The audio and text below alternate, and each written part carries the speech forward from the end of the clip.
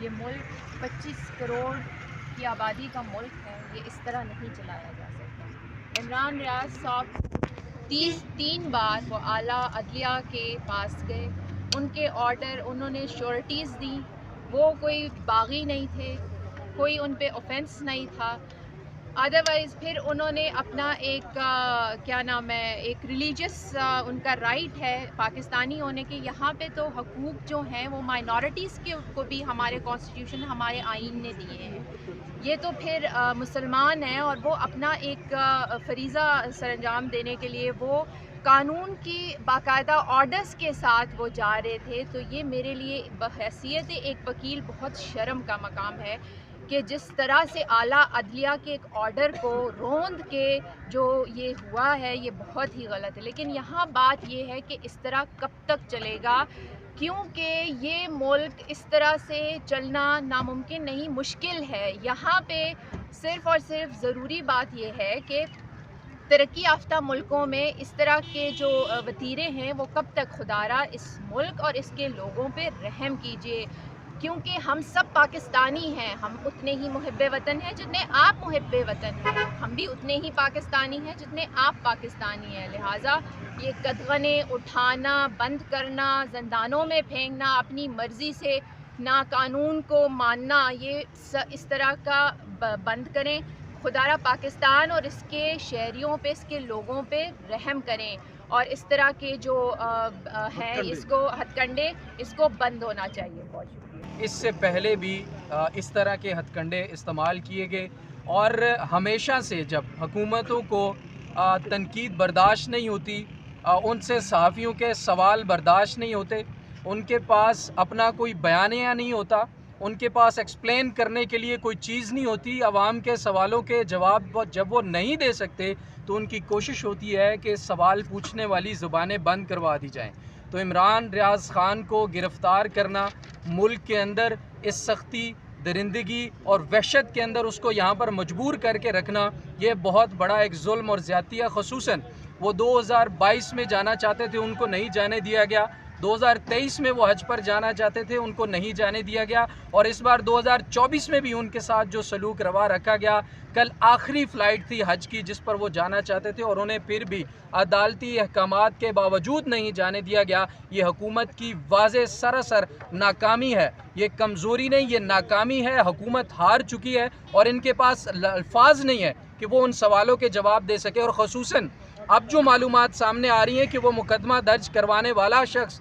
کون تھا، اس کا کس سیاسی جماعت سے تعلق تھا، اور وہ کس کا پولنگ ایجنٹ تھا، یہ ساری کی ساری چیزیں سامنے آ چکی ہیں اور ڈھکی چھپی نہیں ہے۔ مریم نواز صاحبہ ایک بہت بڑے صوبے کی جیسی بھی ہیں، فارم 47 کے ان کے اوپر الزامات بھی ہیں، وہ ہوں گی، لیکن پھر بھی وہ وزیر اعلیٰ ہیں اس وقت، اور انہوں نے کہا تھا کہ ہم انتقامی کارروائیاں نہیں کریں گے۔ شاید وہ نہیں کا لفظ غلطی سے استعمال کر بیٹھی۔ جب سے وہ وزیر اعلیٰ بنی ہیں وہ انتقامی کارروائیوں پہ انتقامی کارروائیاں کیے جا رہی ہیں۔ حامد میر صاحب نے گزشتہ روز کہا تھا کہ اب وہ جو بل لے کر آئے ہیں اس کو بھی اگر ہم دیکھیں تو واضح طور پر صحافیوں کے خلاف اب اعلان جنگ کر دیا گیا ہے۔ تو اگر حکومت یہ اعلان جنگ کرے گی تو میں یہ لکھ کر دیتا ہوں کہ صحافی یہ جنگ لڑیں گے، اور اس میں ہار ہمیشہ حکومتوں کی ہوتی ہے، اور اس بار بھی حکومت جیت نہیں سکتی۔ جو بولتے ہیں ان کو چپ کروانا آپ کے لیے ممکن نہیں ہو پائے گا۔ بہت زندہ ہے صحافی، زندہ ہے، زندہ ہے صحافی، زندہ ہے، گولیاں بھی کھا کے، زندہ ہے، کوڑے بھی کھا کے، زندہ ہے، جیلوں میں جا کے، زندہ ہے، زندہ ہے صحافی۔ زندہ ہے۔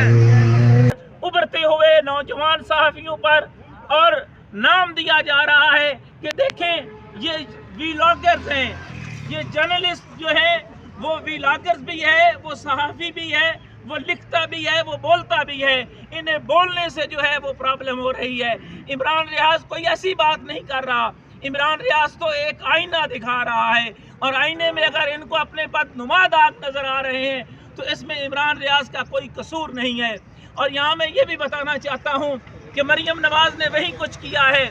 اس سے پہلے میرا بھائی جو بات کر رہا تھا کہ کوڑے بھی کھا کر صحافیوں نے اپنی جدوجہد کو جو ہے وہ جاری رکھا، اور ضیاء الحق کی آمریت میں ہمارے ساتھیوں نے جو ہے وہ نہ صرف جیلیں کاٹی، انہوں نے کوڑے کھائے، اور شہادتوں کا ایک لمبا سلسلہ ہے۔ शहीद अरशद शरीफ से लेकर अगर हम बात करें जो है वो हयातुल्लाह खान तक, जिसको हथकड़ियों में जो है वो हमें वो पिक्चर दी गई और उसका फैसला जो है वो कहा गया कि जी ये सामने रिपोर्ट आएगी, आज तक वो रिपोर्ट जो है वो सामने नहीं आ सकी। इमरान रियाज के हवाले से मैं ये ज़रूर कहूँगा कि आला अदलिया और लाहौर हाई कोर्ट के जजेस के ऊपर भी जो है वो भारी जिम्मेदारी आयद होती है कि अदलिया के फैसलों को कौन है जो बिल्डोज कर रहा है। आइन के आर्टिकल 90A की खुली खिलाफ वर्जी हो रही है और उस पर सब की खामोशी जो है ये सवालिया निशान है। ये जबर के अंदर हम रह रहे हैं, ये सिविल मार्शल लॉ की बदतरीन मिसाल है जिस तरह साहिबों को निशाना बनाया जा रहा है। और मैं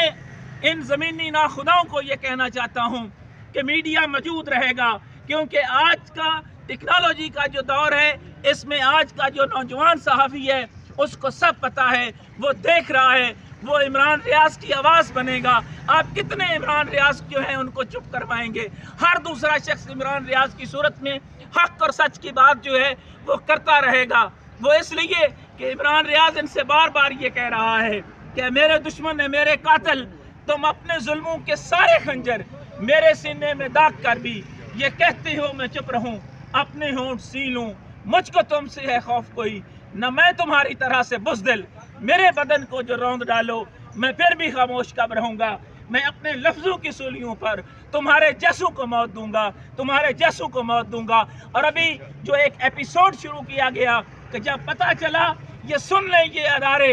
ये यहाँ पर लिखने और बोलने वाले जो हैं उनकी तरफ से ये पैगाम है कि आप कितने इमरान रियाज जो हैं उनको जो है वो खामोश करवाएंगे। और काबिल शर्म बात है कि हरमीत सिंह और मैं चूँकि नेशनल प्रेस क्लब के और हमारे दीगर साथी भी जो मेंबर्स हैं, मुझे शर्म आ रही है कि इसी प्रेस क्लब के अंदर जो इस वक्त वैन खड़ी है वो इमरान रियाज ने गिफ्ट की थी, लेकिन इमरान रियाज की गिरफ्तारी से लेकर आज तक कोई बड़ा एहतजाज जो है वो स्पेशल प्रेस क्लब ने नहीं किया। वो इसलिए कि इनको इस बात का बहुत अच्छी तरह अंदाज़ा है कि इनको भी कहीं और से चलाया जाता है, वरना हामिद मीर जैसा शख्स जो है वो ये ना कहता कि इनकी डोरियां हिलाने वाला तो कोई और है। मैं अपनी बात ख़त्म करने से पहले एक दफ़ा फिर आप तमाम दोस्तों से यही कहूँगा और ये कहना चाहता हूँ, और ख़ास तौर पर इन हुक्मरानों से ये कहना चाहता हूँ कि जनाब हमारे कैद जो हैं वो निसार उस्मानी थे, हमारे कैद जो है वो मिनहाज बरना थे, जिसने ज़ियाउल हक को कहा था कि मिस्टर डिक्टेटर तुमने तो कहा था मैं 20 दिन के लिए आया हूँ और तुम अपनी कुर्सी क्यों नहीं छोड़ रहे। मैं आज अपनी उस कैद से मुखातब होकर इमरान रियाज और अपने हमारे साथियों को, और जिस तरह एक शायर को उठाया गया है, इसी तरह का एपिसोड माजी में भी हुआ था जिसमें अहमद फराज की जब हम बात करते हैं कि वहाँ इन्होंने किस तरह जो है वो कहा कि जनाब ये रावलपिंडी साजिश केस है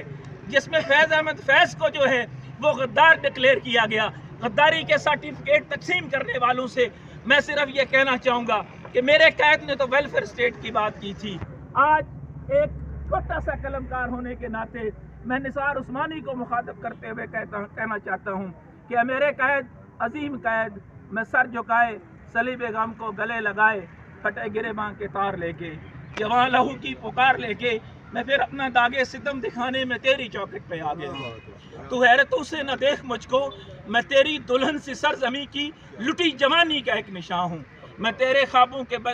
बतन से पुरजा पुरजा उठती हुई एक रदा हूँ। मेरे कैद अजीम कैद हसीन गुलशन को बागबाने उजाड़ डाला, कली कली को मसल दिया है, हर एक पौधा उखाड़ डाला, तमाम शाखों तमाम फूलों की गर्दनों पर खिजा का खंजर लटक रहा है, अना की बिजली चमक रही है, हवस का बादल कड़क रहा है। ये जाती झगड़ों की अंधी देवी जवान ख्वाबों की जिंदा लाशों पे हंस रही है। मेरे कैद अच्छे कैद, ये सानिया भी हमी पे गुजरा कि तेरे ख्वाबों के सारे कातिल हमारी बस्ती के हुक्मरान थे, जिन्होंने तेरे असूल तोड़े उन्होंने रुतबे बुलंद पाए, चले जो नक्शे कदम पे तेरे उन्होंने लाखों सितम उठाए। मेरे कैद अजीम कैद, हम ऐसे राही के जिनकी मंजिल अंधेरी राहों में खो चुकी है, तो अपने जज्बों की रोशनी से हमें दिखा दे निशाने मंजिल, हमें